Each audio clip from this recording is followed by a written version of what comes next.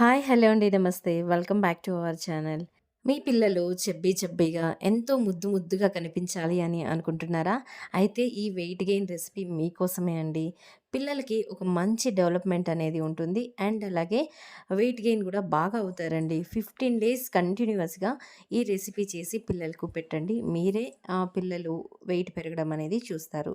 Okay. దీన్ని ఎలా తయారు చేసుకోవాలి? అండ్ అలాగే ఏమేమి ఇంగ్రీడియెంట్స్ కావాలి అనేది చూసేద్దాము. ఓకే. మొదటగా మనము బియ్యం అండి. 2 స్పూన్ల బియ్యం తీసుకున్నాము. నెక్స్ట్ మంచి పప్పులండి. Same quantity. అండ్ అలాగే చెనక్కాయ పప్పులు, ఒక 4, 5 జీడిపప్పు, ఒక 5, 6 వరకు బాదం, ఒక 4, 5 వరకు వాల్నట్స్, మంచి డైజెషన్ కోసము, హీట్ అవ్వకుండా ఉండడం కోసము జీలకర్ర. నెక్స్ట్ మనము ఒక చిన్న పాన్ పెట్టుకొని లో ఫ్లేమ్‌లోనే ఈ చెనక్కాయ పప్పుల్ని బాగా వేయించుకోవాలి అండి. రెడ్ కలర్ వచ్చేంత వరకు వేయించుకోవాలి. ఎటువంటి పరిస్థితుల్లో మాడిపోయకుండా చూసుకోవాలండి. అప్పుడు పిల్లలకి పెట్టడానికి ఇది సూటబుల్ కాదండి. కాబట్టి మంచిగా దోరగా వేయించుకోవాలి. మనం పప్పుని ఇలా పట్టుకోగానే పైనున్నటువంటి పీలంతా కూడా ఊడిపోయి వచ్చేలా ఉన్నంత వరకు మనం వేయించుకుంటే సరిపోతుందండి. చూడండి. నెక్స్ట్ ఈ విధంగా మనం శనక్కాయ పప్పుల్ని వేయించుకున్న తర్వాత ఒక్కొక్కటిగా మనం వేయించుకోవాలండి. ఈ బేబీ వెయిట్ గెయిన్ పౌడర్ అనేది మిక్సీకి ఇంట్లో వేసుకొని స్టోర్ చేసుకోవచ్చండి. దీన్ని బయట మిల్లుకి వేపించాల్సిన అవసరం అయితే లేదండి. ఒక వారానికి సరిపడా చేసుకుంటే సరిపోతుంది. ఎగ్జాక్ట్ క్వాంటిటీ అంటే నేను తయారు చేసినది ఒక 2 స్పూన్స్ అండి. నెక్స్ట్ మనం శనక్కాయ పప్పులు వేగాయి బాగా.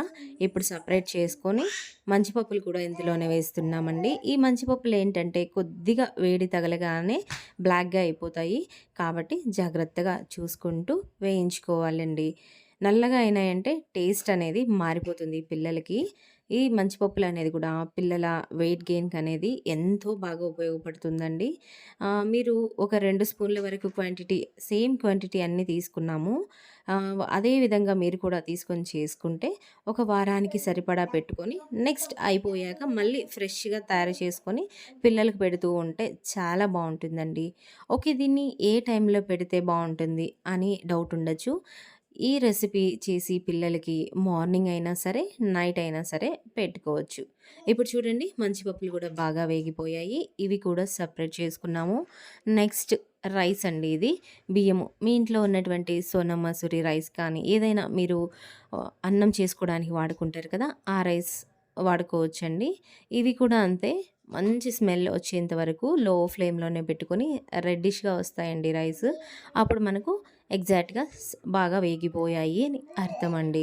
పిల్లలకి వీలైనంత వరకు మనం హోమ్‌మేడ్స్ సెరిలాక్స్ ప్రిపేర్ చేసి ఇవ్వడం అనేది చాలా చాలా మంచిదండి. బయట దొరికేటువంటి సెరిలాక్స్‌ని తెచ్చి పిల్లలకు ఇవ్వడం అనేది నాట్ గుడ్ అండి.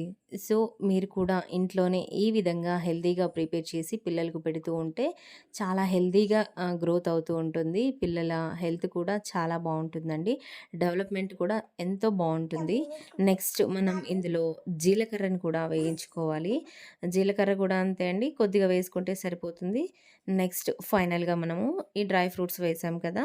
జీడిపప్పు, వాల్నట్స్ అలాగే బాదం. ఇవి కూడా మనం లో ఫ్లేమ్‌లోనే పెట్టుకొని వేయించుకోవాలండి. ఇవన్నీ వేయించుకున్న తర్వాత మనము వీటిని బాగా చల్లారిపోయేంత వరకు సెపరేట్‌గా ఒక ప్లేట్‌లో ఆరబెట్టుకోవాలండి. పిల్లలకి మనం రకరకాల ఫుడ్స్ అనేటివి ఇంట్రడ్యూస్ చేస్తూ ఉండాలండి. ఫస్ట్ మనం కొత్తగా పెట్టేటువంటి ఫుడ్ అనేది ఫస్ట్ డే అనేది చూసుకొని కొద్దిగా పెట్టాలి. ఎందుకంటే వాళ్ళకు కొత్త టేస్ట్ అనేది అలవాటు కావాలి గదా! అలాంటప్పుడు ఎక్కువ మీరు ఫోర్స్ చేయకండి. పిల్లలు తినలేదే అన్నట్టు చాలా ఫోర్సబుల్‌గా పెట్టారంటే వాళ్ళు వామిట్ చేసుకోవచ్చు. At the same time next time వాళ్ళు తినడానికి ఏం చేస్తారు, సరిగ్గా దాన్ని తినకపోవడము, అవాయిడ్ చేయడం అనేది జరుగుతుంది. కాబట్టి పిల్లలు ఇష్టానుసారంగా మనం చూసుకొని వాళ్ళ మూడ్‌ని బట్టి పెడుతూ ఉండాలండి ఫుడ్స్ అనేటియి. ఓకే. ఇప్పుడు మనం బాగా చల్లారిపోయాయి అన్నీ కూడా మిక్సీ జార్‌లో మంచిగా పౌడర్ అయ్యేలా ఈ విధంగా పౌడర్ చేసుకోవాలి. చూడండి ఇప్పుడు పాపకి 11 మంత్స్ కాబట్టి నేను ఈ విధంగా కొంచెం తరిగా వేశాను మిక్సీకి. మీకు ఈ ఫుడ్ రెసిపీ అనేది 8 మంత్స్ నుంచి 3 ఇయర్స్ వరకు కూడా హ్యాపీగా పెట్టుకోవచ్చండి.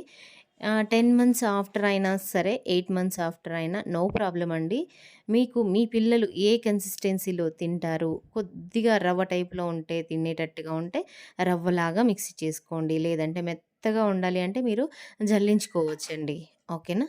ఇప్పుడు మనము దీన్ని ఎలా ప్రిపేర్ చేసుకోవాలి అనేది గూడా చూసేద్దాము. ఒక పాన్ పెట్టుకొని, పాన్ వేడెక్కిన తర్వాత ఇందులో మనం ఒక గ్లాస్ అన్ని వాటర్ వేసాము. ఇప్పుడు ఒక 2 స్పూన్స్ ఈ పౌడర్‌ని కూడా ఇందులోనే యాడ్ చేసేసి లో ఫ్లేమ్‌లో బాగా ఉడకనివ్వాలండి. ఎంత బాగా ఉడికితే అంత టేస్ట్ అనేది ఉంటుంది. పిల్లలు ఈ ఫుడ్ రెసిపీ అనేది ఎంతో బాగా ఇష్టంగా తింటారండి. ఇందులో మీ పిల్లలు ఏ విధంగా తినడానికి అలవాటు పడ్డారో దాని ప్రకారమే నెయ్యి వేసుకోవచ్చు. ఆఫ్టర్ 1 ఇయర్ అయితే కొద్దిగా సాల్ట్ యాడ్ చేసుకోవచ్చు. అండ్ అలాగే కొద్దిగా బెల్లమైనా వేసుకోవచ్చండి. ఇప్పుడు పాపకి 11 మంత్స్ కాబట్టి నేనైతే సాల్ట్ యాడ్ చేయలేదు. అలాగే బెల్లం పౌడర్ కూడా యాడ్ చేయలేదు. ఓన్లీ ఇలాగే పెట్టాను. మీకు వీలైతే కొద్దిగా నెయ్యి వేసి పెట్టండి. చాలా టేస్టీగా ఉంటుంది. ఓకే అండి. ఇది ఈ రోజుటి వీడియో అయితే మీకందరికీ హెల్ప్ అయింది మామ్స్‌కి అని అనుకుంటున్నాను. సో, మీకు హెల్ప్ అయింది అనిపిస్తే ప్లీజ్ ఛానల్‌ని సబ్స్క్రైబ్ చేయండి. వీడియోని లైక్ చేయండి, షేర్ చేయండి. థ్యాంక్ యూ అండి. Thank you for watching. మరొక ఇంట్రెస్టింగ్ అండ్ యూజ్‌ఫుల్ వీడియోలో మళ్ళీ కలుద్దాం. అంతవరకు take care. Bye bye. Bye moms.